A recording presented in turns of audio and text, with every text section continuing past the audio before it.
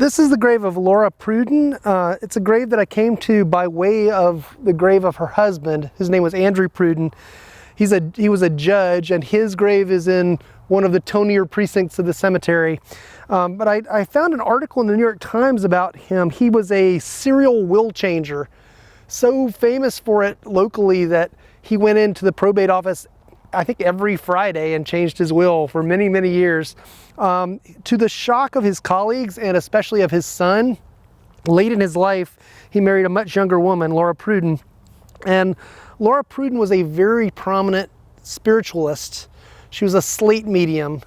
What she would do is she would hold a seance in which she would talk in a fairly natural way, I think, to a client who would tell her some facts about the family. Meanwhile, she would wrap an ordinary slate, like a blackboard slate, in muslin, I think, set it at her feet, and while they were talking, they would hear scratching. When they opened it up at the end of the session, there would be writing all over it that was a message from the departed that the person wanted to see. She was such a gifted medium that she was invited by Sir Arthur Conan Doyle to come to London and do a reading.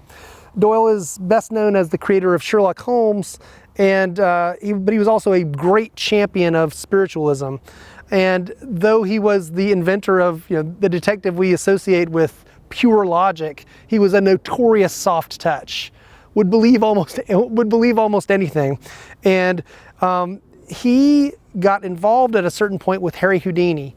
He gave Houdini a reading. Houdini was a skeptic, but he desperately wanted to believe in communication with the dead. He wanted to communicate with his mother. And he made it a kind of mission to debunk mountebanks, false spiritualists. And he agreed to meet with Doyle. They met in Atlantic City, I think. And Doyle and his wife gave Houdini a reading, which they thought went fabulously well. And Houdini said nothing against them. About a year later, he did let slip that he had not believed that he had been speaking to his mother, and noted that the first thing that was produced was a cross, and his mother was Jewish. Then his mother spoke eloquently in English for about 15 minutes. She spoke very little English and was not fluent in it at all. And so he had been being polite to Doyle. They then became kind of frenemies. And Doyle was championing various mediums. Houdini would often go to visit them to see if they were for real and then to debunk them. He came to Cincinnati in 1925, in part, I think, to see Laura Pruden. Laura Pruden was smart enough to avoid him during his trip here.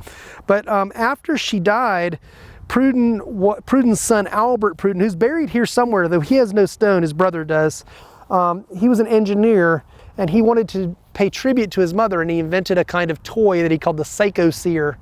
And that toy was then bought by the Brunswick Billiard Company and made into the Magic 8 Ball. So the Magic 8 Ball was Laura Pruden's son's tribute to his mother's skill as a spiritualist.